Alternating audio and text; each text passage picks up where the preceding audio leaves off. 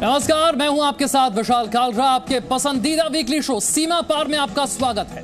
सबसे पहले आपको बताते हैं आपके फेवरेट वीकली शो सीमा पार के मेन्यू में आज क्या है। पहली खबर में आज आपको बताएंगे कैसे यूएन में फिर पिटेगा पाकिस्तान, और दूसरी खबर पाकिस्तान का चिड़िया प्लान क्या है जो बेनकाब हो गया है, यह आपको बताएंगे। तीसरी खबर आपको बताएंगे लेह में चीन की ध्यान भटकाने वाली साजिश, और चौथी खबर में आपको दिखाएंगे चीन को ताइवान का तगड़ा जवाब। लेकिन सबसे पहले यूएन में फिर पिटेगा पाकिस्तान।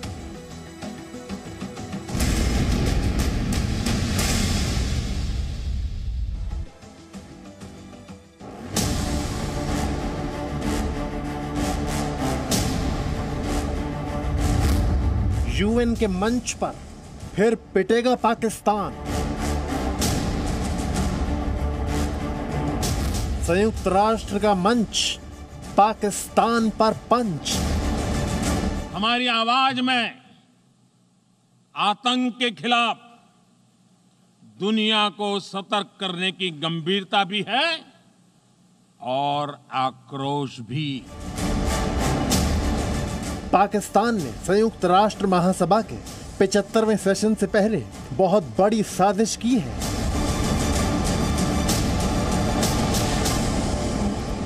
मानवता की खातिर आतंक के खिलाफ पूरे विश्व का एकमत होना, एकजुट होना मैं अनिवार्य समझता हूं। क्या है पाकिस्तान की नापाक चाल? क्या है पाकिस्तान की साजिश?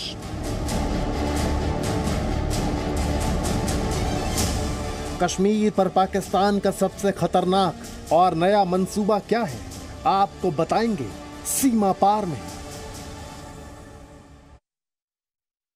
यह पाकिस्तान है कि मानता ही नहीं है। पाकिस्तान लगातार साजिश रचता रहता है। आतंकवाद का पालन पोषण तो वो करता ही रहता है, और भारत के खिलाफ जो साजिशें वो रचता है, चाहे अंतर्राष्ट्रीय स्तर पर हो या फिर बॉर्डर पर हो, भारत हर साजिश का मुंह तोड़ जवाब देता रहा है और हर साजिश को नाकाम कर रहा है।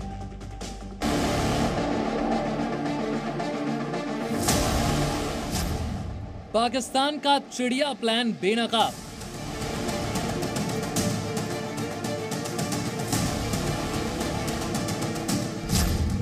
कश्मीर पर नापाक मुहिम एक्सपोज्ड।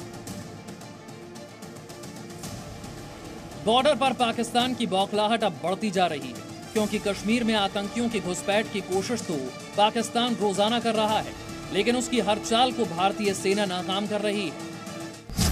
कश्मीर पर पाकिस्तान हथकंडे आजमा रहा है। नई साजिश में पाकिस्तान ने ट्विटर पर एक हैशटैग शुरू करवाया है, जिसका नाम है कश्मीर वांट्स फ्रीडम। इस हैशटैग के जरिए पाकिस्तान का मकसद पूरी दुनिया में कश्मीर के मुद्दे को हवा देना है। कश्मीर का अंतर्राष्ट्रीयकरण करना चाहता है पाकिस्तान, लेकिन पाकिस्तान जान ले कि पूरी दुनिया अब समझ चुकी है कि पूरी दुनिया में आतंक का गढ़ कहां है, और भारतीय सेना पाकिस्तान के हर आतंकी मंसूबे को नाकाम कर देगी। संयुक्त राष्ट्र महासभा के 75वें सेशन से पहले पाकिस्तान इसे अपनी कूटनीतिक चाल मान रहा है, लेकिन वो जानता नहीं है कि यूएन के मंच पर उसे हिंदुस्तान का पंच हमेशा जोरदार लगा है। इमरान खान अगर अपनी आर्मी को ही और आईएसआई को ही खुश करने के लिए वो बातें बोलते रहे जिसके बारे में यूनाइटेड नेशन कंसर्न्ड ही नहीं है। जो 75वां सेशन हमारा यूनाइटेड नेशंस की जनरल असेंबली का आ रहा है, उसके उपलक्ष्य में अगर आप सोशल मीडिया में एंटी इंडिया जैसी चीज चलाते हैं, आप यूनाइटेड नेशंस का मतलब नहीं समझ पा रहे, मुझे ये लगता है। दरअसल कश्मीर से 370 हटने के बाद पाकिस्तान बौखलाया हुआ है। पाकिस्तान नहीं चाहता कि कश्मीर में अमन शांति बनी रहे। पाकिस्तान नहीं चाहता कि कश्मीर के लोगों की जिंदगी खुशहाल हो। पाकिस्तान कश्मीर के मुद्दे को फिर दुनिया के सामने उठाने की कोशिश कर रहा है। पिछले साल भी पाकिस्तान ने ऐसा ही एक सोशल मीडिया कैंपेन शुरू किया था, और इस साल पाकिस्तान फिर वही साजिश कर रहा है। लेकिन पाकिस्तान याद रखे कि उसकी चाल कामयाब नहीं होगी। पाकिस्तान नहीं चाहता कि कश्मीर में अमन हो। पाकिस्तान नहीं चाहता कि कश्मीर से गुर्बत हटे। पाकिस्तान नहीं चाहता कि कश्मीर तरक्की की तरफ जाए। सोशल मीडिया कैंपेन्स चलाकर वो दुनिया के अंदर गलतफहमी पेश करना चाहता है, लेकिन ऐसा होगा नहीं। पाकिस्तान अपने जिहादियों के साथ मिलकर इसी कोशिश में है कि वो दुनिया में किसी तरह कश्मीर के मुद्दे को हवा दे सके। लेकिन पाकिस्तान याद रखे कि आज पूरी दुनिया भारत की आवाज को न सिर्फ सुनती है बल्कि उस पर भरोसा करती है, और सोशल मीडिया को हथियार बनाकर पाकिस्तान कश्मीर के अंतर्राष्ट्रीयकरण की साजिश में कामयाब नहीं होगा। ब्यूरो रिपोर्ट, जी मीडिया। और अब चीन और पाकिस्तान की साजिशों पर स्ट्राइक का समय। चीन और पाकिस्तान पर ब्लॉकबस्टर सर्जिकल स्ट्राइक हो। सबसे पहले चीन की नई चाल आपको बताते हैं। चीन पर जी न्यूज वर्ल्ड एक्सक्लूसिव आपको दिखाएंगे, और इसके बाद पाकिस्तान को 2016 की सर्जिकल स्ट्राइक भी याद दिलाएंगे। पाकिस्तान को हिंदुस्तान आज फिर चेतावनी दे रहा है कि छेड़ोगे तो छोड़ेंगे नहीं, गोली का जवाब गोलों से दिया जाएगा। तो चीन पर हमारा बड़ा खुलासा यह है कि चीन की नजर लद्दाख के डेप्सांग पर। चीन डेप्सांग पर कब्जा जमाना चाहता है। डेप्सांग से ध्यान भटकाने के लिए चीन ने गलवान से लेकर पेंगोंग तक भारत के खिलाफ एक साथ कई मोर्चे खोल रखे। लेकिन चीन यह भूल गया कि LAC पर बोफोर्स भी तैनात है, और इस बार भारत के सैनिक सिर्फ हाथ से गर्दन तोड़ पराक्रम नहीं दिखाएंगे। चीन ने दुस्साहस किया तो चीन को बोफोर्स तोप से करारा जवाब मिलेगा।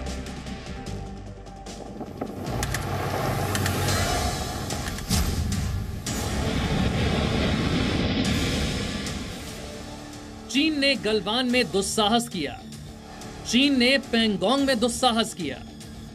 चीन लगातार इन इलाकों में भारत को उकसा रहा है। चीन ऐसा क्यों कर रहा है, इसकी असली वजहों का खुलासा हो चुका है। जी न्यूज की टीम इस वक्त लेह लद्दाख में मौजूद है, और सेना के सूत्रों से हमारी टीम को एक्सक्लूसिव जानकारी मिली है कि चीन असल में गलवान और पेंगोंग में भारतीय सेना का ध्यान भटकाने की कोशिश कर रहा है। उसका असली मकसद डेप्सांग इलाके पर कब्जा जमाना है। डेप्सांग भारत का सबसे महत्वपूर्ण हिस्सा है, और चीन ने डेप्सांग में अपनी हलचल बढ़ा दी है। चीन को समझने वाले लोगों के दिमाग में एक बात बिल्कुल साफ है कि अगर चुशूल या पेंगोंग के इलाके में चीन आगे नहीं बढ़ पा रहा है तो वो कहीं और से आगे बढ़ने की कोशिश करेगा। ये जगह दक्षिण लद्दाख का डेमचौक भी हो सकता है, और चुमुर भी, या उत्तरी लद्दाख का डेप्सांग प्लेन और दौलत बेग ओल्डी। डेप्सांग प्लेन में 2013 में भारत और चीनी सैनिकों के बीच में लंबा गतिरोध चला था, और डेप्सांग प्लेन पर चीन की बहुत पहले से नजर है।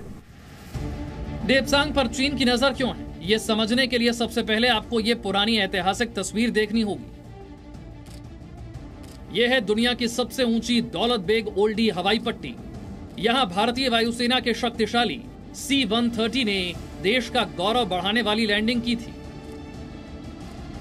LAC के पास भारतीय वायुसेना की यह सबसे ऊंची हवाई पट्टी डेप्सांग पर चीन की नापाक नजर की पहली वजह है, क्योंकि डेप्सांग से इस DBO हवाई पट्टी की दूरी बहुत कम है। अब आपको डेप्सांग में चीन की नापाक नजर की दूसरी बड़ी वजह भी दिखाते हैं। यह है लद्दाख में डेप्सांग के करीब DS-DBO रोड, जिसकी लंबाई है 255 किलोमीटर। इस सड़क के बनने से सामरिक महत्व का काराकोरम पास भी अब भारतीय सेना की जद में, यानी भारत जब चाहे तब चीन को यहां से चित कर सकता है। इसीलिए चीन ने भारत के खिलाफ प्लान डेप्सांग बनाया। लद्दाख में डेप्सांग का इलाका DS-DBO सड़क से लगा हुआ। चीन डेप्सांग पर कब्जा करके भारत की कनेक्टिविटी को खत्म करना चाहता है। डेप्सांग के मैदान अक्साई चीन से सटे हुए हैं। ये चौड़ा मैदान है जो बख्तरबंद गाड़ियों और टैंकों के हमलों के लिए अच्छी जगह मुहैया कराते हैं। अगर भारतीय सेना यहाँ से आगे बढ़े तो वो अक्साई चीन में घुस सकती है, और अगर चीनी सेना यहाँ से आगे बढ़े तो वो DS-DBO रोड को काट सकती है, और उससे दौलत बेग ओल्डी में तैनात भारतीय सेनाएं अकेली पड़ जाएंगी। भारतीय सेना भी इस बात को जानती है, इसलिए तनाव के शुरुआत में ही यहाँ टैंकों और बख्तरबंद गाड़ियों की तैनाती कर दी गई है। डेप्सांग पर चीन की नजर इसीलिए भी है क्योंकि डेप्सांग दौलत बेग ओल्डी सेक्टर चीन के वेस्टर्न हाईवे G219 के बहुत करीब है, और यह इलाका तिब्बत को चीन के शिनजियांग प्रांत से जोड़ता है। लेकिन चीन ये भूल गया कि भारत 1962 की गलती 2020 में नहीं दोहराएगा। चीन ने डेप्सांग में दुस्साहस किया तो इस बार जवाब बोफोर्स से मिलेगा। कृष्ण मोहन मिश्रा, जी मीडिया, लेह लद्दाख।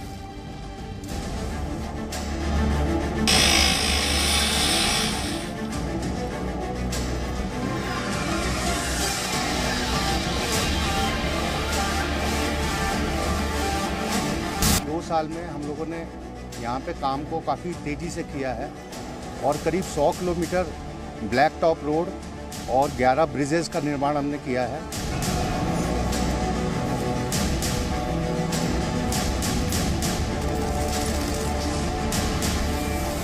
लद्दाख को देश से जोड़ने वाला ये तीसरा रास्ता पूरे साल खुला रहेगा, जिसमें एयरलाइंस का किराया ना के बराबर है।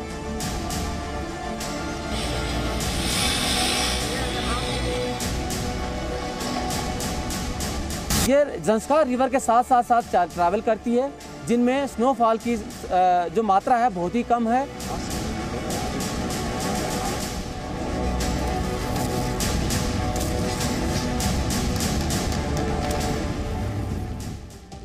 चीन के खिलाफ पराक्रम का विजय पथ तैयार होने जा रहा है। लद्दाख में भारतीय सेना को टॉप पर पहुंचाने वाला पथ तैयार हो रहा है।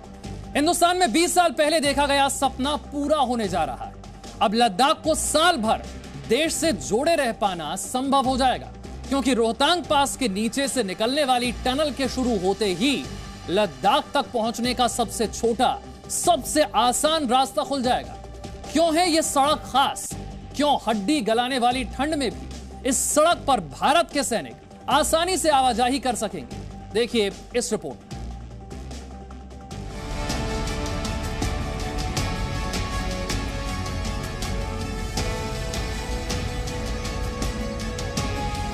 ये चीन के खिलाफ भारत के पराक्रम का हाईवे है। ये नए भारत का शौर्य मार्ग है। दूरियां मिटेंगी और पराक्रम का झंडा लहराएगा। नए भारत के सशक्त इरादों ने चीन की नींद उड़ा दी है। हम बात कर रहे हैं मनाली से लद्दाख तक जाने वाली उस सड़क की जो 24 घंटे 365 दिन खुली रहेगी। पहाड़ों को काटकर सड़क बनाने का काम पूरी रफ्तार से चल रहा है।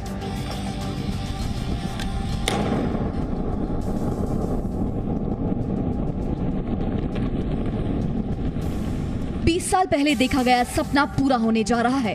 रोहतांग पास के नीचे से निकलने वाली टनल के शुरू होते ही लद्दाख तक पहुंचने का सबसे छोटा और सबसे आसान रास्ता खुलने जा रहा है। इसको थर्ड एक्सेस बोलते हैं। ये सड़क जो है हमें दारचा हिमाचल से लेह लद्दाख एरिया को जोड़ती है। ये सड़क जो है कारगिल वार के बाद जो है इसको स्टार्ट किया गया था, लेकिन शुरू में इसमें काम जो है थोड़ी धीमी गति से हुआ, लेकिन लास्ट 2 साल में हम लोगों ने यहाँ पे काम को काफ़ी तेज़ी से किया है और करीब 100 किलोमीटर ब्लैक टॉप रोड और 11 ब्रिजेस का निर्माण हमने किया है। टनल बन जाने के बाद ये सिर्फ ऐसी अकेली एक्सेस होगी जो 12 महीने ट्रैफिक के लिए खुली रहेगी। ये इकलौता ऐसा रास्ता होगा जिसके जरिए भारी बर्फबारी में भी लेह और कारगिल का सड़क मार्ग खुला रहेगा। ये सड़क मनाली से हिमाचल के दारचा शिंकुला पास से होते हुए लद्दाख के ज़ंस्कार वैली के जरिए आगे बढ़ेगी। ये ज़ंस्कार रिवर के साथ ट्रैवल करती है, जिनमें स्नोफॉल की जो मात्रा है बहुत ही कम है।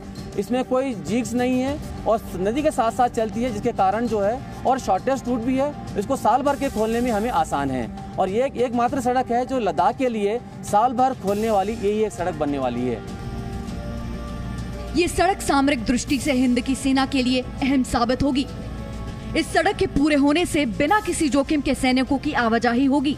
सेना तक रसद पहुंचाना आसान होगा। इस सड़क को लेह से 100 किलोमीटर दूरी खलसे में लेह श्रीनगर हाईवे से जोड़ा गया है। यानी मनाली से कारगिल जाने के लिए साल भर खुली रहने वाली इस सड़क से दूरी 485 किलोमीटर रह जाएगी, जो पहले 700 किलोमीटर थी। ये दूरी 9 से 10 घंटे में तय हो जाएगी। ये सड़क हर तरह से सुरक्षित है, क्योंकि न तो श्रीनगर लेह राजमार्ग पर करगिल जैसे ऑपरेशन के जरिए पाकिस्तान इसको काट सकता है और न ही रोहतांग दर्रे के रास्ते मनाली से लेह तक आने वाली सड़क जैसे एवलांचेस और भारी बर्फबारी है। अभी तक कारगिल या लेह पहुंचने के लिए 2 रास्ते हैं। एक रास्ता श्रीनगर से लेह और दूसरा रास्ता मनाली से कारगिल तक पहुंचने का है। दोनों ही रास्ते साल के कुछ ही महीने खुले रहते हैं, बाकी समय ऊंचे दर्रों पर भारी बर्फबारी के कारण बंद रहते हैं। अब इस तीसरे रास्ते के तैयार होने से हिंद के सूरमा 12 महीने सभी सैन्य गतिविधियां चला सकेंगे। लद्दाख को देश से जोड़ने वाला ये तीसरा रास्ता पूरे साल खुला रहेगा। इसमें अवलांच का खतरा ना के बराबर है और लेह से मनाली की दूरी 2 दिन से घटकर 9 से 10 घंटे की रह जाएगी। लद्दाख में बन रही सड़कें सिर्फ एक रास्ता नहीं, मोदी सरकार का कर्म पथ है, जिस पर चलकर वो देश की रक्षा का कर्तव्य निभा रही है। हमारी सरकार ने भी बॉर्डर इंफ्रास्ट्रक्चर डेवलपमेंट के लिए बजट को बढ़ाया है, जो पहले से लगभग 2 गुना से अधिक है। इसके फलस्वरूप बॉर्डर एरियाज में काफी रोड्स और ब्रिजेस भी बनाए गए हैं। हमारी आर्म्ड फोर्सेस को बेहतर लॉजिस्टिकल सपोर्ट भी मिला है। जब LAC पर बुनियादी ढांचा कम विकसित था, तब चीन अक्सर भारत के खिलाफ कुचक्र रचता था, लेकिन अब इस पर अंकुश लग गया है। भारतीय सेना अब 24 घंटे चीन की एक-एक हरकत पर नजर रख सकती है।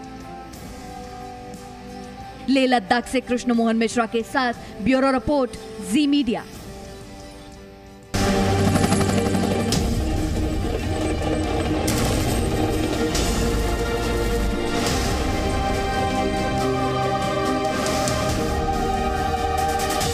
Presenting B News app, available on Google Play and App Store. Download it now.